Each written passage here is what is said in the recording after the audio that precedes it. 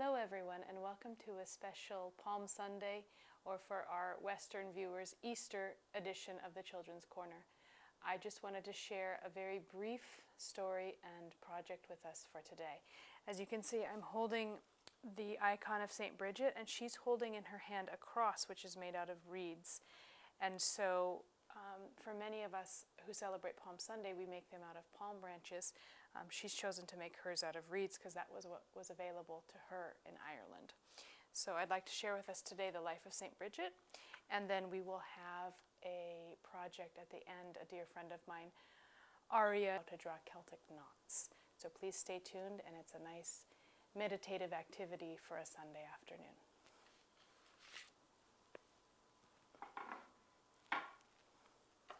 The life of St. Bridget, Abbess of Kildare.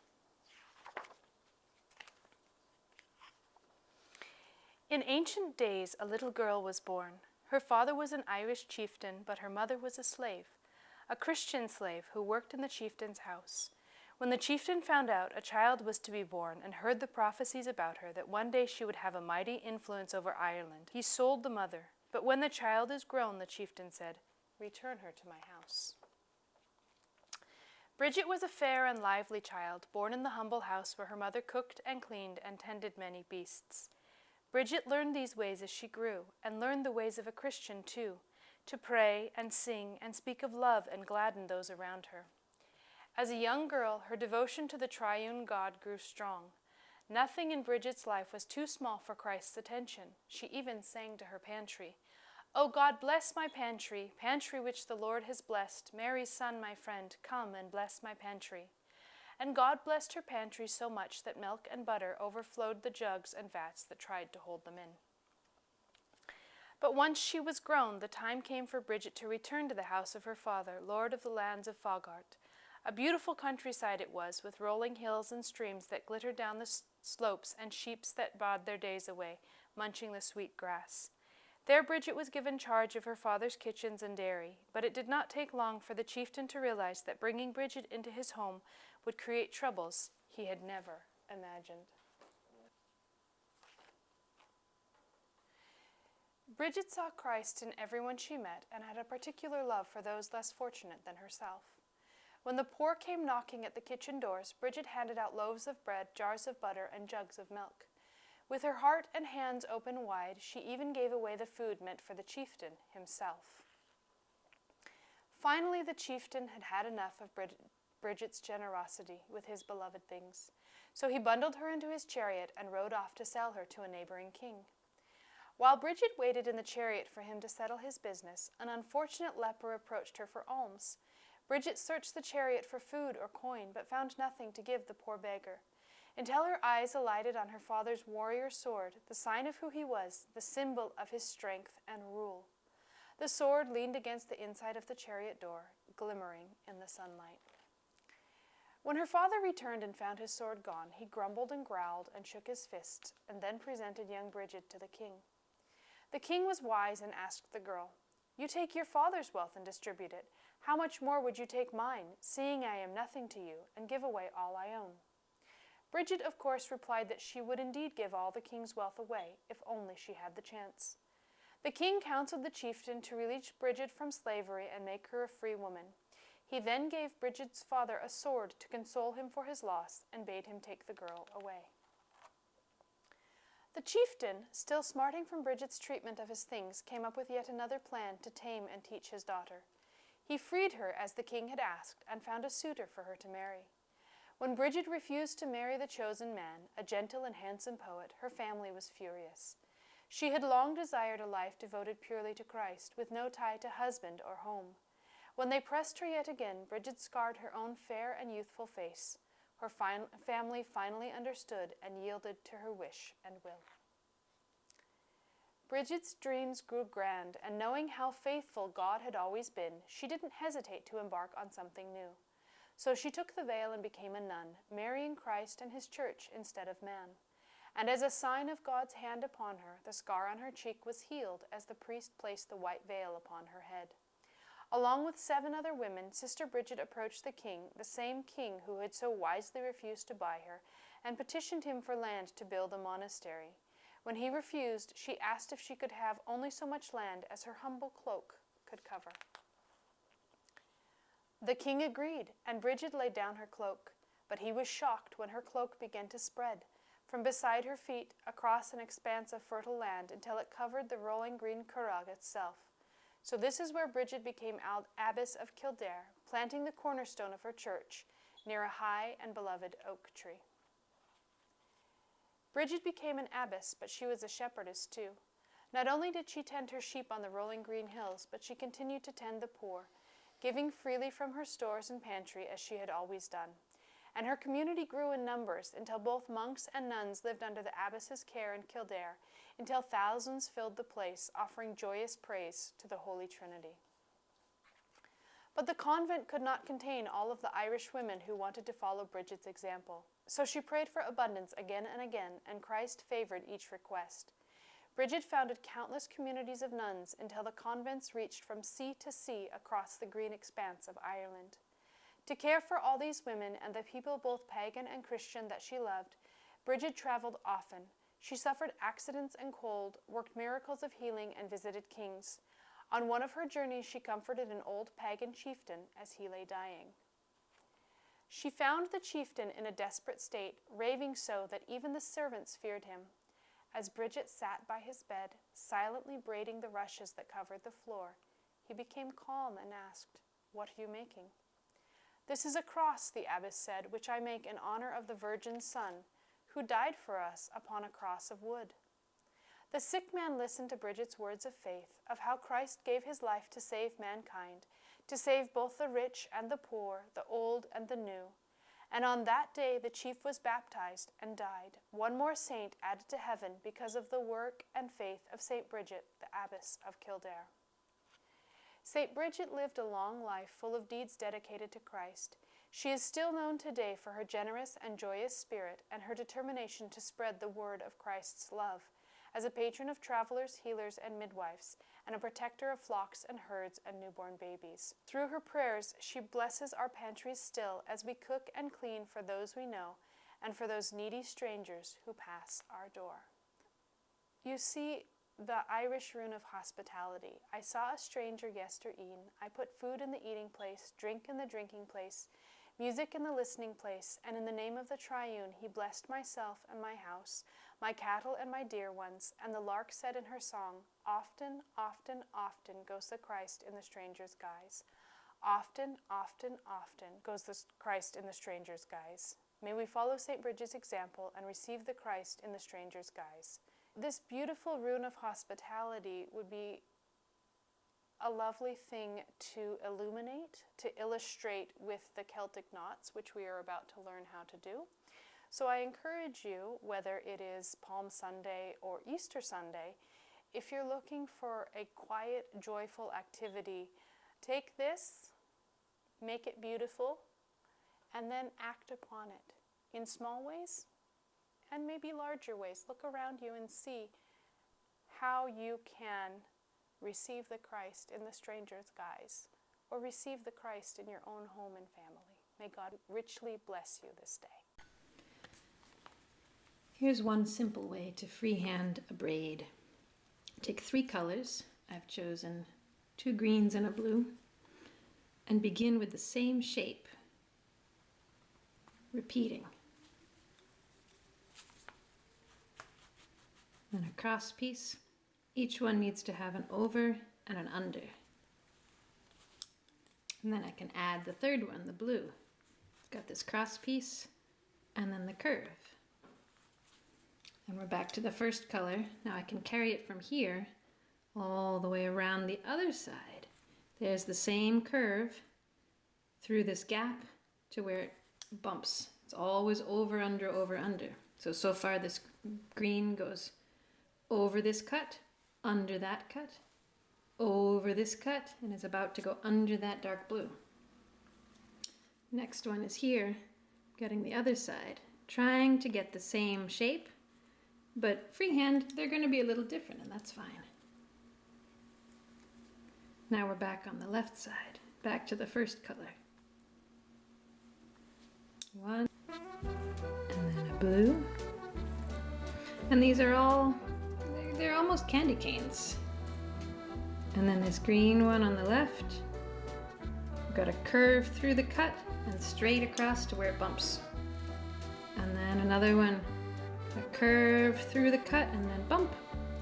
And ideally you leave a little space so they can all breathe. And then back here, the curve through the cut and then bump. All the way around. Each pattern, the same little piece, repeating, repeating, repeating. Now we're almost down to where I had stopped, so you'll see adding more. And you see they're not all the same. This one's pretty big, these are smaller. It has a tendency to get bigger. It's all right. You can keep an eye on it, adjust where you can. This one, the gap from here to here, that's a big gap. It's bigger than the gap was there, definitely bigger than this gap. So maybe I want to snug it up a little bit the next time. There's my curve, and through this gap, now we're in fresh territory. I haven't yet made the other side, so I see where the gap is going to be. And then the next one, well, this is the highest up, so I got to do this one. Curve and through the gap where the gap's going to be.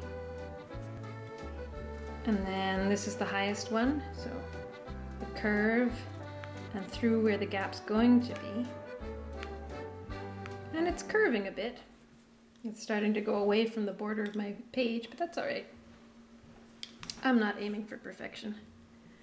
I'm just enjoying creating something and seeing how all the parts relate to each other. The curve and through the gap, right up to where it's going to bump into this one coming around. The curve and through the gap to where this is going to bump around. And you can keep going as long as you've got paper. If you want to have a little bit more guidance, you can always draw yourself 2 parallel lines like I did here with pencil. I made 3 different guide marks so that I could do 3 different braids. If you like, you can do the same as I was doing before. You can take 3 colors and each time try to keep them about the same. Bump the side, around the curve through the gap. I'll show you with the pencil. Around the curve through the gap to where you are going to bump. And then the other side, around the curve through the gap to where you'll bump. And this one, around the curve, I didn't quite hit the side there, through the gap to where you'll bump. And having guidelines helps you to keep it even in a way that is harder when you don't have them. Just depends on how you want to do it. If you want to do it completely freehand, I love doing that. But you've got more variation in how it turns out. It's more about the process than how it turns out. Here, I've done the same pattern, a 3-strand braid, but all with the one color. And you can see even more clearly, it's all these curving parts. There's one, and foop, foop, foop. They just keep alternating. Side to side to side, left and right, kind of like you do when you're skating actually. And they come into relationship with each other, and you can see with the guidelines, you can see, are they all about the same size? There's a kind of meditation in that. This one, I was trying out doing a braided strand with 4 strands braided together. And the way this one turned out, I ended up linking over the top just because it looked nicer, but you don't have to. You can leave them open like I did over here. But I did this after the fact, those 2 loops. But it's the same kind of a stroke, a curve and then a stroke, but it's not as long because it's got to run into this cross piece sooner. On this one with 3 strands, you've got to go most of the way across, maybe 2/3 of the way. With this one, each of these strokes is going not even halfway, because with 4 strands, where this one goes over and that one goes under, this is going over, that one's going under, that crossing place is just about in the middle. And then you've got the same foop, foop, foop, skating kind of a pattern around the outside. But with this extra, if you just look at the bits that are used to make this, you've got a left curve, a curve and through the gap and bump, and you've got a right side through the gap and curve. That's different from the 3-strand. Through the gap and curve. So On the left side, it's a short bit curve and a longer bit. On the right side, it's a longer bit curve and a short bit, because of how the pattern changes with 4 strands. And then you've got this extra thing in the middle, which is just long enough to go from, I don't know, I think if you divided it, this is probably, the halfway mark is down the row where those 2 are crossing in the middle. Then this crossing place is maybe a quarter of the way in, and this crossing place on the other side is also a quarter of the way in. So if you were doing this as a braid, you would see 1, 2, 3 places where there are crosses, 2 strands, 1 crossing over, 1 crossing under. So you could play with the proportions there. So down here where I've stopped, I've got my middle piece, and this is the highest strand that's highest up right now, so that's the one I need to pick up and carry down farther. I go the long bit, and then curve, and just a little bit, because I'm going to bump really soon. And then this one gets picked up here. So I always trace it back. This one wasn't quite on, that's why I was confused. Straight across the middle, and then it goes under there, curve, until it's going to bump into this new crossing piece. And then this one goes a long part and then a curve. So again, you're looking at your 3 parts here. You've got a left side and curve. You've got a right side, let's see, there's the middle. And you've got a right side long curve, like that. So short curve long, long curve short, and then this crossing piece. Those are your 3 blocks if you're doing it by blocks. If you want to be mechanical about building it, those are your pieces. Or you can just trace the lines. You could do this with multiple colors as well. Alright, so now you've got braids. You can take short segments of braids. This one is that same pattern of 4. You've got a loop here, an ear, and then another ear here. I'll show you with the pencil. So you've got 1 and 2, and then from this loop you've got another 3 and 4. That's 4 strands started on down the braid, but they're not going very far. So you could trace this and say, all right, from this loop it goes over, under, over and around, under, over, under and around, and oh, we're at the other end.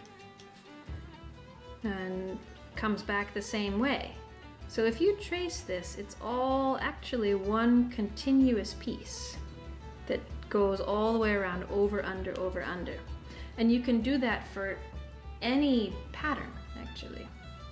Any length, any number of strands. It gets a little tricky with lots of strands, but the principle is the same. And I did this one with you can see maybe a pencil underneath, and then went over it with the color. And it's not even, whatever. I'm not fussed about that. I just followed the strands around. This one here is the same. It's a little bit longer, but I made it more rigid and fixed and mechanical, so you can see the parts. It's those same 3 building blocks, where there's a curve on this side and a curve on this side, and they've each got a long part and a short part, and they are not the same. So on this side it's long curve short, and this side it's short curve long, if you like analyzing it. And then there's a crossing in the middle. That's the same as the long green braid I had on the other page. And then this one is the same, but it got a little muddled, and I just wanted to show you this one here. It has a place where I tried to erase and where the end got a little funny up there, and it's all good. Now here's another principle. You can take that same pattern that I was doing up here, you can draw it with pencil, and you can create it any way you like. Some people like doing it with dots, but you can sketch out the pattern and then figure out the overs and unders. This one is one progression I tried. It's the same pattern there. I had 3 X's, and then I started adding the other layer that goes in between, and then I connected up the loops around the top between all of them, but you can still see where those primary 3 X's are that I built the whole thing around. And then, this one's easier to see. There are those 3 X's, the dark green, and I filled in all the other bits with a light green so that you could see what the relationship is. And once you start anywhere, you start with an over, then you just follow the pattern all the way through. Always over, under, over, under, over, under, over, under, all the way around your whole shape, whatever your shape is. Okay, just to show you that you can really do this with any shape, I'm going to take this and as long as I don't cross more than 2 in the same spot, I can make a Celtic knot kind of a design out of that, a braided design. So start with, I'm going to fill it in with this light green in the end, and I chose the lighter color so I can go over it with the darker one. So I'm going to start here, and I'm just going to say, all right, you go over. So we do the outside there, you go over it, and that means the next spot I come to, I'm going to go under, so I have to leave a gap. Go over this one, and under, and just follow the whole thing around. Over that one,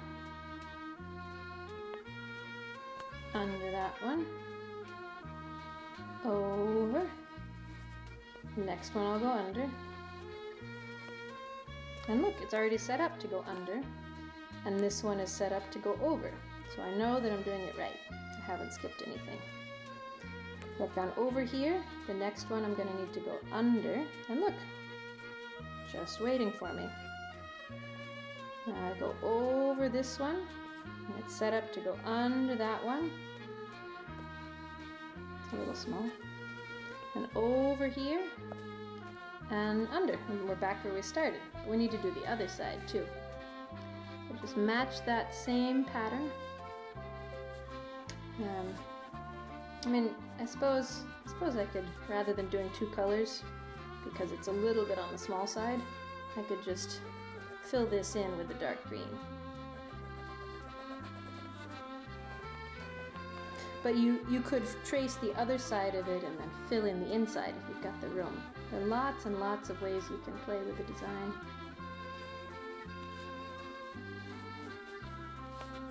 You could even make this part heavier because there's more space out here. Get really artistic with it. It's really up to you how you want to express this basic form. Go under there, and over here. Maybe this one gets really pointy, just for fun. And then under here. Maybe this one's pointy too. Look, they match. And then under that, and over here, under there, and around the loop, like that. And there you've got your own oddly designed knot form, however you like it.